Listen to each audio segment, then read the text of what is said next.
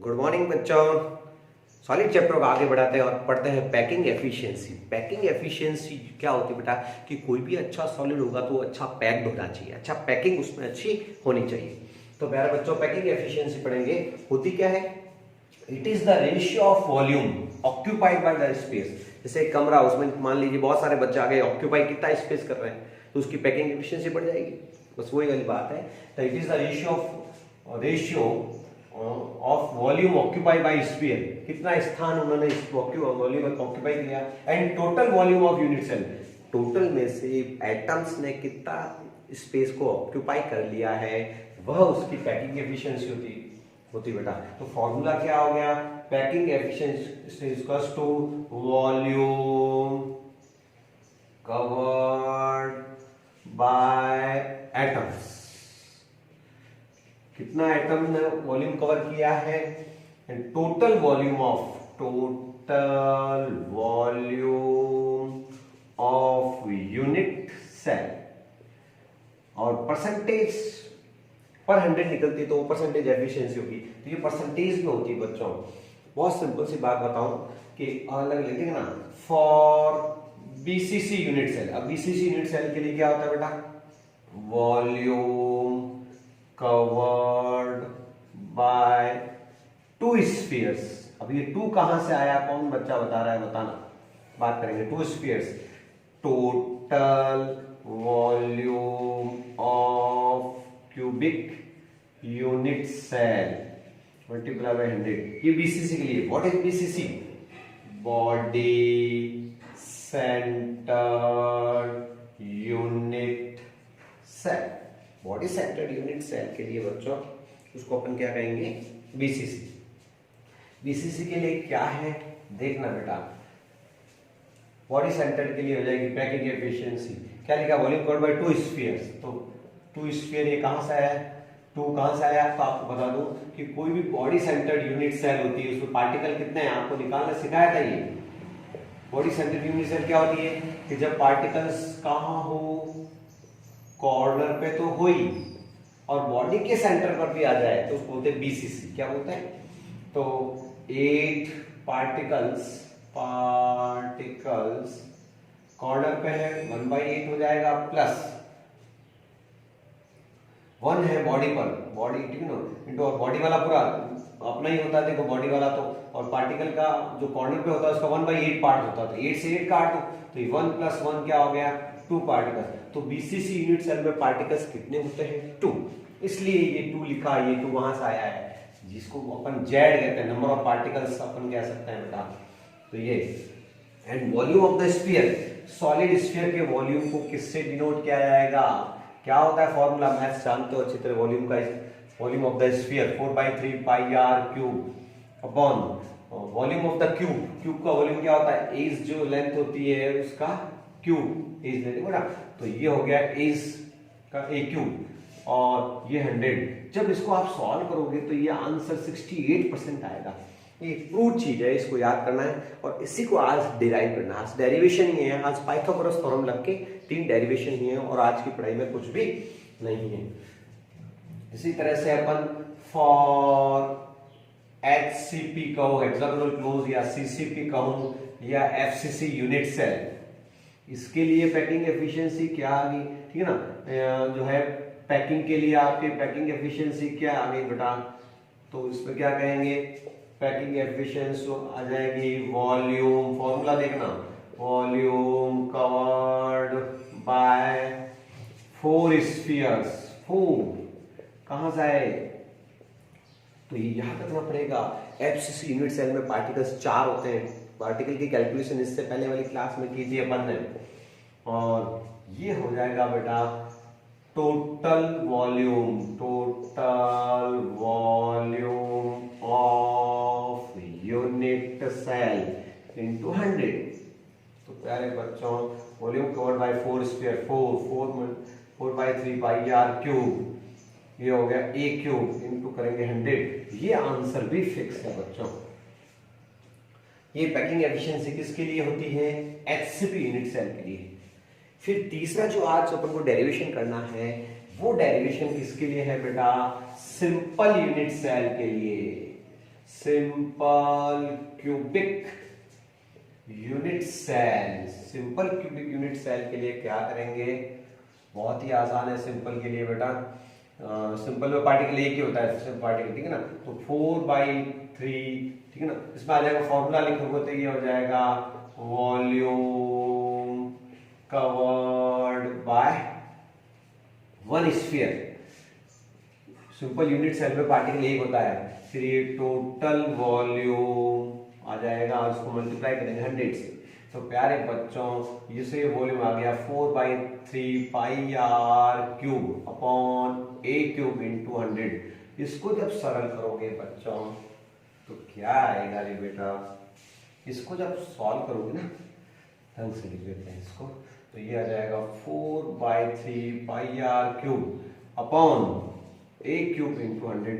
ये आंसर भी फिक्स है बेटा, 52.39 है, तो इसको 52.4% लिख देते हैं। तो बच्चों ये पैकिंग है।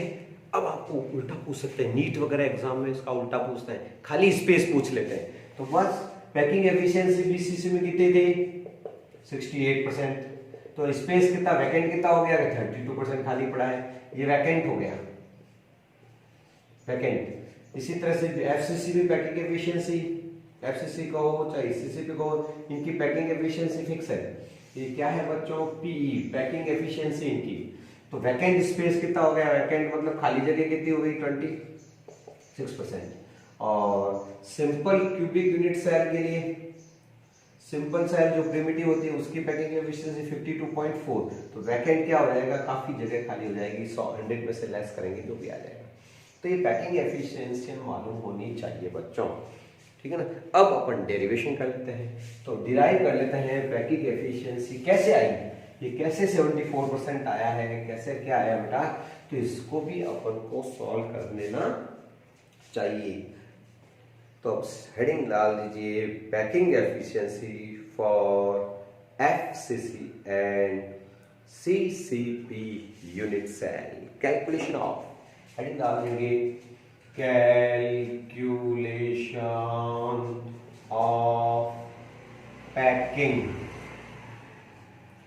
Efficiency, packing efficiency for, packing efficiency for FCC, FCC और एचसीपी और CCP unit cell, CCP unit cell. तो सबसे पहला काम है डायग्राम बनेगा बच्चों,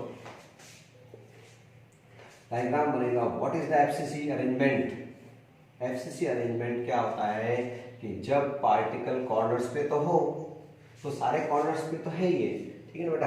तो कॉर्नर्स पे होना चाहिए पार्टिकल, लो जी कॉर्नर्स पे आ गया, और फेस के सेंटर पे भी हो तो फेस के सेंटर पे भी रख दो एक, बहुत आसान हो गया।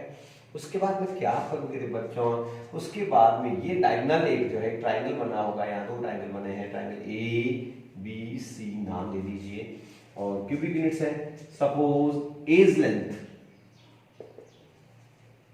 एज लेंथ जो है, एज लेंथ या लेंथ ऑफ कोर, उसको कहते हैं लेंथ ऑफ कोर, ये मान लीजिए ए है बेटा। तो ये है आपके यहाँ से यहाँ तक ए, ये भी ए, सब ए, ठीक है। और ये आपको डायगोनल निकालना भी, ये तो आपके ए है ही। तो डायगोनल, और डायगोनल को किससे निकालना है, बी। पाइथागोरस थ्योरम से आप जानते हो कि ट्राइंगल ये वाला निकालना है, ए बी स्क्वायर, ठीक है ना। तो यहाँ लिखोगे from Pythagoras theorem, from Pythagoras theorem, ठीक है बेटा। For triangle A B C के लिए क्या आ जाएगा बेटा, B square equals to, B square equals to क्या हो जाएगा, या पहले ट्राइंगल ले लेते हैं अपन, A B square equals to B C square plus क्या हो जाएगा, सी ए स्क्वायर, है ना बेटा। ओके, उसके बाद ये हो जाएगा बी स्क्वायर, ये भी जो है बी है, B square equals to A square plus A square. अपन को निकालना है बच्चों बी स्क्वायर इक्वल्स टू क्या हो गया, 2a स्क्वायर, ओके। तो b हो जाएगा आपके b इक्वल्स टू √2a, ये हो जाएगा b, ओके। ये निकलने के बाद अब बी की अपन वैल्यू पुट करते हैं रेडियस। अब देखो बेटा ये स्फीयर इसका आधा पार्ट बाहर है, इसका आधा पार्ट, तो ये यहाँ से लगाकर अपन ले लें रेडियस आर, ये पूरा इसके अंदर आ रहा है, तो ये यहाँ से लगाकर ये होती है 2r, ये यहाँ से लगाकर जो रेडियस है वो 2r, और ये वाली रेडियस क्या है यहाँ से यहाँ तक r, ये r हो गई, ये 2r हो गई, r हो गई, टोटल कर दो तो अपन लिखेंगे since b equals to 4r का है, चेक कर लो ये पूरी आ गई रेडियस, ये हाफ r आ गया, इधर हाफ r आ गया, तो ये 2r मतलब b इक्वल्स टू 4r, तो अपन लिख सकते हैं 4r equals to root 2a, और अपन को a निकालनी है बेटा, a इज लेंथ, और रेडियस भी निकाल सकते हैं बच्चों, तो a इक्वल्स टू क्या हो जाएगा आपके 4r बाय रूट 2, इसको जब सॉल्व करते हैं तो 2 रूट 2r, ये a ध्यान रखना बेटा, और रेडियस भी आप निकाल सकते हैं, तो ये बहुत इंपॉर्टेंट है बेटा, और रेडियस पूछे तो सिंस रेडियस निकालनी हो तो क्या हो जाएगा, a रेडियस इक्वल्स टू हो गया a अपॉन 2 रूट 2, ये रेडियस का फॉर्मूला भी काम आएगा। तो बच्चों अब अपन के पास में एज लेंथ ये आ गया तो सब काम हो गया अपना, क्योंकि अपन को कोर लेंथ पता है तो वॉल्यूम निकालने में एक क्यूब भी तो करना है। अब सब बच्चों को मैंने अभी तो इसका फॉर्मूला सिखाया था। अब ये डायग्राम बनने के बाद फिर ट्राइंगल एबीसी में पाइथागोरस थ्योरम से अपन को बी ये डायगोनल निकालने के बाद अपने कोई टेंशन नहीं है, क्या नहीं है चेक करते हैं। फॉर्मूला बोलिए अब आप, पैकिंग एफिशिएंसी इक्वल्स टू, बोलिए बेटा, वॉल्यूम कवर्ड बाय 4 स्फीयर। 4 कहाँ से आए बताओ अभी वापस, एब्सिस यूनिट सेल में नंबर ऑफ पार्टिकल्स 4 होते हैं बच्चों, z की वैल्यू है जो अपन ने इससे पहले वो कैलकुलेशन की थी पार्टिकल्स, उसमें था ये 4 स्फीयर, और यह आ जाएगा total volume of unit cell into 100। तो पैकिंग एफिशिएंसी इक्वल्स टू क्या हो जाएगा बच्चों, पैकिंग एफिशिएंसी हो जाएगा वॉल्यूम कवर्ड बाय 4 स्फीयर, तो 4 by 3 pi r cube upon volume क्या हो जाएगा क्यूब का एक क्यूब इंटू 100। अपने ए की वैल्यू ये रही, इंतजार कर रही है आपका, ये रही ए की वैल्यू पुट कर दीजिए। तो इस ए की वैल्यू निकालने के लिए, कोर लेंथ निकालने के लिए अपन ने किया था, तो पैकिंग एफिशिएंसी इक्वल्स टू 4 से मल्टीप्लाई, ठीक है ना, 4 4 जा 16 बाई 3, पाई की वैल्यू रख दो, आर क्यूब रख दो, और ए की वैल्यू पुट कर दो 2 रूट 2r का क्या हो जाएगा रे बच्चों, होल क्यूब इंटू 100। अब इसको सॉल्व करने की जरूरत नहीं है, सॉल्व है ये प्रूव चीज है, यदि आप सही सारे पुट करते हैं तो इसको सॉल्व कर सकते हैं मैथ्स वाले, और डीप तक जा सकते हैं। इसको ये 2 बाहर ले लेंगे, 2 2 ठीक है ना, 8 हो जाएगा, 2 2 कर इसको भी कट जाएगा फिर ये, तो इसको जब सॉल्व करेंगे तो फाइनल आंसर क्या आएगा बच्चों, 74%। तो इसको पूरा आगे जितना कर सको उतना करना है, गुणा भाग करना, मल्टीप्लाई करने के लिए नहीं बैठना, ये आंसर फिक्स है। तो ये पैकिंग एफिशिएंसी है, पैक्ड है, तो खाली जगह कितनी हुई बताओ, तो खाली जगह के लिए क्या करोगे बच्चों, तो पैकिंग पता है तो खाली जगह निकालने में क्या दिक्कत, परसेंटेज में 100 से नहीं लेस कर दो, तो वैकेंट स्पेस आपके इसमें कितना हो जाएगा 74, ये 100 माइनस 74, तो ये आपके 26% इसमें आपके वैकेंसी है, ये खाली जगह इतनी है इसमें, ये पैक्ड है, अच्छा पैक्ड डिस्ट्रिक्ट 74% पैकिंग एफिशिएंसी। तो बता ये थी पैकिंग एफिशिएंसी की कैलकुलेशन है। 2 मार्क्स का डेरिवेशन आ जाए तो आपको पाइथागोरस थ्योरम लगा के डिराइव करना पड़ता है। बाकी छोटे इसके अंदर जो फॉर्मूले वो आ गए, रेडियस का आ गया, एज लेंथ का आ गया, उसमें कोई बड़ी बात नहीं। इसी तरह से अपन अब करेंगे बच्चों कैलकुलेशन। अब क्या करेंगे रे बेटा, calculation of packing efficiency for BCC unit cell, heading डाल देंगे कैलकुलेशन ऑफ पैकिंग एफिशिएंसी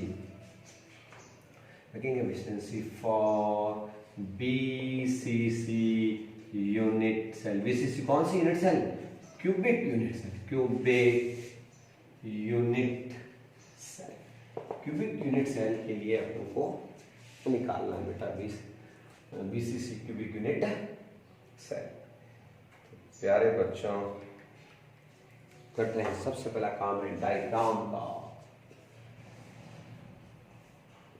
तो डायग्राम अपन बना लेते हैं बेटा। ये लीजिए यूनिट क्यूब, तो स्पेक्ट्रम में क्यूब बनाना तो आप सीख गए होंगे, क्यूब तो बनाना ही बनाना होता है इसमें, ठीक है। क्यूब बन गया, उसके बाद में बॉडी सेंटर किसको बोलते हैं, जब बॉडी के बीच में पार्टिकल, इस बार तो क्या था कि ऐसे एज पे आया था, एक कॉर्नर पे रख दिया, एक बीच में रख दिया खाने, लेकिन इस बार कहाँ रखना पड़ेगा, बॉडी के सेंटर में पार्टिकल रखना पड़ेगा, और इसमें तो रखना ही है, ठीक है ना, कॉर्नर्स पे तो होगा ही होगा, बॉडी के सेंटर में भी है। इस बार ये ट्राइंगल निकालना है, और जब ये आपके ट्राइंगल आएगा तो ये आप एक तो ये जाएगी आएगी, एक तो आपके एज वाला आएगा ही आएगा। तो मान लीजिए अभी तो अपन ने ये बी निकाला ही था, और ये है आपकी सी, और ये ट्राइंगल ले लेते ई एफ और जी ट्राइंगल ले लेते, ई एफ जी, ये ट्राइंगल निकालना है। ये एज लेंथ आपकी क्या हो जाएगी, a length of the edge length जो है बेटा वो क्या ले लेंगे, क्यूब की, तो वॉल्यूम क्या हो जाएगा, ए क्यूब, ये तो ए लिया तो ए क्यूब वॉल्यूम हो जाएगा। ये आपको से निकालना है। ट्राइंगल कौन सा है, ई एफ जी, तो अपन लिखेंगे from Pythagoras in triangle E F G, ठीक है ना। E F square equals to F G square plus, ठीक है ना, ई जी स्क्वायर, ओके, ये वाली, ये इसकी बी वैल्यू है, तो अपन ने इसको निकालना है, सी स्क्वायर इक्वल्स टू, ये हो गया आपके ए स्क्वायर प्लस, ये क्या हो जाएगा बी स्क्वायर, और सी स्क्वायर इक्वल्स टू, अब बी स्क्वायर इक्वल्स टू कहाँ पड़ा, अभी अभी आपने निकाल दिया, √2 है, बार बार निकालने की जरूरत नहीं है, आप बी की जगह क्या लिख सकते हो, ये बी, ये किसके इक्वल है, √2a, कहाँ निकाला था अभी वो टाइगर निकाला, 2a, तो अपन लिख देंगे ए स्क्वायर प्लस 2a का √2a का क्या आ जाएगा बेटा, होल स्क्वायर, इसको सॉल्व करोगे तो आ जाएगा C square plus 2a square plus 2a square, क्या हो जाएगा, इसका स्क्वायर करने से आ जाएगा 2a स्क्वायर, तो सी स्क्वायर इक्वल्स टू आ जाएगा 3a स्क्वायर, और सी इक्वल्स टू आ जाएगा √3a, तो सी किसके बराबर होता है, ये √3a के बराबर, काम आएगा, ठीक है ना। अब वही वाली बात है कि c इक्वल्स टू 4r, कहाँ है, ये देखो, ये रेडियस यहाँ से यहाँ तक, ये रेडियस r, ये वाले पूरे r इसके आ रही है, ये 2r, और ये वापस आ गई r, तो c ये यहाँ से लगा के 4r के बराबर है रेडियस का बेटा, एक पार्टिकल के है 4, तो 4r इक्वल्स टू क्या हो जाएगा, 4r इक्वल्स टू √3a, और अपन को तो a अपना टारगेट है, तो क्या हो जाएगा, a इक्वल्स टू क्या हो गया, 4r/√3, मेन काम हो गया, 4r/√3, और रेडियस निकालनी, रेडियस इक्वल्स टू क्या हो जाएगा, ये आ जाएगा √3a/4a, ये भी अपने आप में एक फॉर्मूला इंपॉर्टेंट है, रेडियस का फॉर्मूला भी दिमाग में रखना है कि ये भी इंपॉर्टेंट फॉर्मूला है बच्चों, तो ये फॉर्मूला आपको दिमाग में रखना है। उसके बाद पैकिंग एफिशिएंसी के लिए क्या करें बोलो, वही कैलकुलेशन स्टार्ट करते हैं फॉर्मूले से, अपने काम हो गया ये निकालने का, वही packing efficiency for BCC unit cell, BCC क्या लिखूंगा बेटा, वॉल्यूम कवर्ड बाय 2 स्फीयर, क्यों रे बच्चों 2, क्योंकि बीसीसी यूनिट सेल में पार्टिकल 2 होते हैं, और यह आ जाएगा total volume of unit cell, total volume of unit cell, और 100 कर दोगे, बस बच्चों 2 पार्टिकल्स कितने हैं, 2, और एक पार्टिकल का स्फीयर होता है 4, स्फीयर का वॉल्यूम होता है 4/3πr³, okay, total unit cell का वॉल्यूम क्या हो जाएगा, a³ × 100, ये कितना आंसर है अपन को पता है पहले से, ये 68% है, बस अपन को रखनी है वैल्यू a की, कहाँ है a की वैल्यू, ये रही तैयार पड़ी है, ये आपने निकाल 4r/√3 है ना, तो ये हो जाएगा बेटा 4/3πr³, सब वैल्यू पुट करते चलो, और क्या, r³ अपॉन a³ की वैल्यू क्या है, कि 4r/√3 वापस क्या आएगा, होल क्यूब इंटू 100। तो बच्चों ये काफ़ी अच्छी कैलकुलेशन है, थोड़ी बहुत कर लो। जितने को 4 2 जाए 8 है, दिखती कैलकुलेशन तो कर लो, ठीक है ना। ये 21 हो जाएगा, 22 हो जाएगा, यहाँ आर क्यूब है ही है बेटा। इसके अलावा 4 4 16 16 64, तो 64 आर क्यूब हो जाएगा। और ऊपर ले जाओगे √3 को, √3 का होल थ्राइस हो जाएगा, और नीचे आर क्यूब हो जाएगा, ये कट जाएगा काफ़ी। जब इसको सॉल्व करोगे तो 68% आएगा फिक्स। ये प्रूव चीज़ है, और प्रूव चीज़ है तो फिर आपके टेंशन कैलकुलेशन करने की यहाँ जरूरत कहाँ है। हाँ, दिमाग की तो ज़रूरत है। 68% पैक्ड स्ट्रक्चर है बीसीसी, तो बीसीसी फिर खाली कितना हो गया आपको पता जरूर होना चाहिए, वो है 32% वैकेंट। क्या हो गया आपका, तो ये हो गई पैकिंग एफिशिएंसी 68%। और मैं हमेशा वैकेंट स्पेस की भी बात करता हूँ, वो हो जाएगा आपके 32% वैकेंसी भी हो जाएगी। तो बॉडी सेंटर्ड जो है उसकी पैकिंग एफिशिएंसी 68% होती है, थोड़ी कम होती है। ये है पूरी कैलकुलेशन है उसकी, ठीक है ना। तो याद होनी चाहिए, पूरी डेरिवेशन है, तो फिर कैसे आया वो सामने आ गया है। और लास्ट आपको कौन सा, आपके सिंपल क्यूबिक यूनिट सेल की पैकिंग एफिशिएंसी निकालेंगे।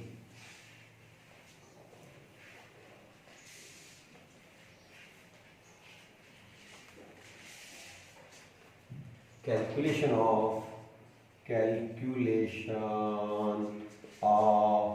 Packing efficiency for simple cubic unit cell, cubic unit cell.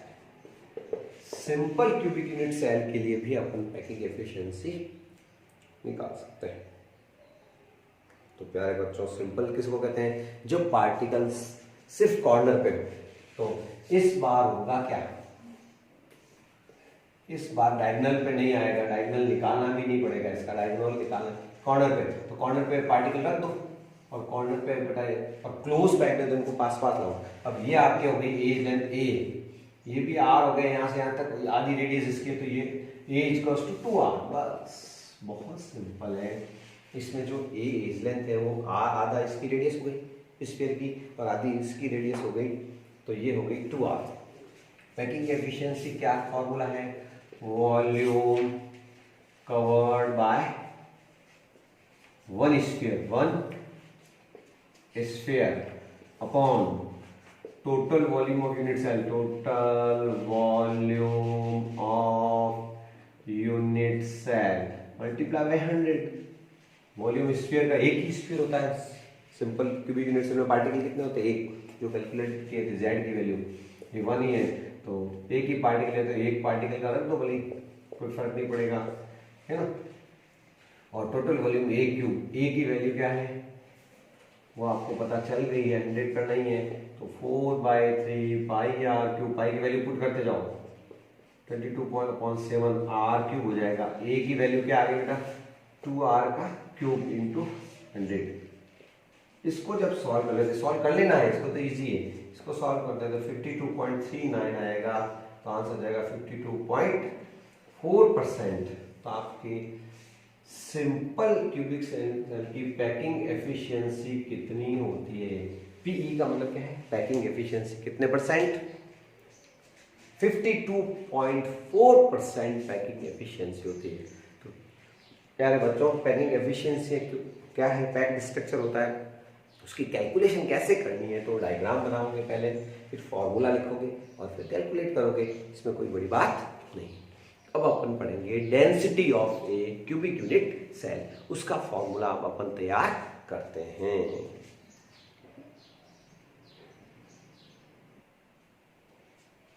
तो बेटा अब अपन देखते हैं density of cubic unit cell. Density क्या होती है, सबको नॉलेज है, डेंसिटी होती है बेटा, density is to mass upon volume. तो इसमें क्या हो गया बच्चों, डेंसिटी का फॉर्मूला क्या हो गया, density is equals to mass of cubic unit cell. Cubic unit cell का मास निकाल देंगे अपन upon volume of cubic unit cell.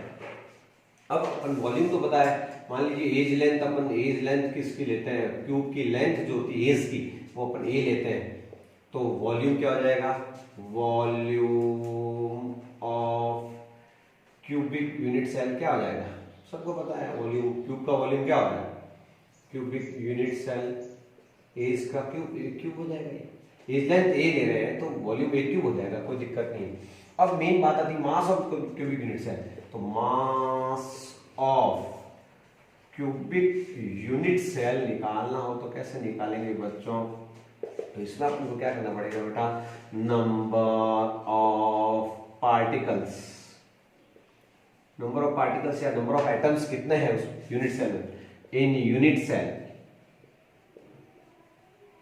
And mass of one atom, mass of one atom, एक एटम का मास पता हो गया, कितने एटम से मल्टीप्लाई करेंगे इसको, नंबर ऑफ पार्टिकल्स को अपन कहेंगे जेड से, और मास ऑफ यूनिट्स इसको कहेंगे बेटा स्मॉल एम से, एक का। तो मास कैसे निकलेगा, मास ऑफ वन एटम को निकालने के लिए आपको क्या करना पड़ेगा, molar mass divided by Avogadro number, एक एटम का मास निकालना है तो मोलर मास को अपन डिवाइड कर देंगे एवोगैड्रो नंबर से, तो मास ऑफ वन एटम आ जाएगा small m equals to m by n, तो सारी वैल्यू पुट कर देंगे, तो इसमें क्या आ जाएगा फॉर्मूला, फाइनल फॉर्मूला क्या बनेगा, डेंसिटी इक्वल्स टू, डेंसिटी के लिए क्या हो जाएगा, नंबर ऑफ पार्टिकल्स, ये z हो जाएंगे बेटा, मास ऑफ वन एटम निकालने के लिए क्या करेंगे, molar mass divided by Avogadro number, what is an Avogadro number, Avogadro number, Avogadro number क्या होता है, वही मोल का है ना, इसे डिवाइड करेंगे, और है ना, ये तो हो गया मास, और वॉल्यूम क्या हो जाएगा ए क्यूब, यहां रख देंगे ए क्यूब। तो बच्चों सारी चीजें आपको पता चल गई, सब चीजें पता है, जेड क्या है, जब 5 पैरामीटर्स दिए हुए हैं, 5 में से एक चीज गायब होती है तो अपन आराम से न्यूमेरिकल कर सकते हैं। तो बुक में सॉल्व जो प्रॉब्लम की हुई है आपके टेक्स्ट एनसीईआरटी बुक में, वो आप इस फॉर्मूले से आराम से कर सकते हैं। सबका मीनिंग एक एक बार बता दीजिए, 5 पैरामीटर्स में तो सबका मीनिंग, सबसे पहले डी, ये स्मॉल डी ले तो स्मॉल डी ले लें, डी तो हो गया आपके density, density of unit cell, ये हो जाएगी Z, number of particles, number बेटा, ए क्या हो गया, volume, volume of unit cell है ना, क्यूबिक यूनिट सेल का वॉल्यूम है, और एन सबको पता है एवोगैड्रो नंबर, एन क्या होता है, एवोगैड्रो नंबर क्या होता है 6.023 × 10⁻23। तो बच्चों 5 चीजों में से एक चीज एग्जाम में गायब होगी, वो आपको निकालनी है। मान लीजिए न्यूमेरिकल में क्या होगा, जेड पूछे, और जेड बच्चों क्या आ जाए, ये मेन फॉर्मूला वेरी इंपॉर्टेंट लगा दीजिए, ये डेंसिटी का फॉर्मूला, नंबर ऑफ पार्टिकल्स क्या है Z, mass of one atom कैसे निकलता है, ये रहा m/na, और वॉल्यूम क्या है बेटा, तो ये फॉर्मूला इंपॉर्टेंट हो गया, Z × m, m क्या है, molar mass, what is m, capital M, ये क्या हो गया बच्चों, मोलर मास, ठीक है ना, मास ऑफ वन एटम निकालने के लिए molar mass divided by Avogadro number, बहुत आसान हो जाएगा, फिर कोई दिक्कत नहीं। अब मान लीजिए न्यूमेरिकल जब करोगे बच्चों, और z की वैल्यू यदि आपको ये दिया हुआ, ये दिया हुआ, ये दिया हुआ, z यदि आपकी 4 आ जाए, तो बताओ बच्चों वो कौन सी यूनिट सेल होगी, वो FCC, या फिर इसको क्या कहते हैं, वो CCP यूनिट सेल होता है, क्योंकि उसमें पार्टिकल 4 होते हैं बच्चों। BCC के लिए, ये किसके लिए, ऐसे z यदि 2 आ जाए तो वो क्या होगा, वो बॉडी सेंटर्ड पार्टिकल, सिंपल होगा तो उसमें नंबर ऑफ पार्टिकल 1 ही होते हैं बच्चों। तो ये z की वैल्यू पता चल जाता है, 2 है तो BCC होगा, और z 4 है तो FCC होंगे, एक पार्टिकल, एक यूनिट सेल में नंबर ऑफ पार्टिकल्स। तो प्यारे बच्चों ये था उसका कैलकुलेटेड। अब नेक्स्ट है बेटा डिफेक्ट इन सॉलिड, अगला क्लास क्या होगी, डिफेक्ट, जब परफेक्ट नहीं होता तो उसमें डिफेक्ट होती, तो अपन नेक्स्ट टॉपिक जो करेंगे डिफेक्ट इन सॉलिड्स। ओके।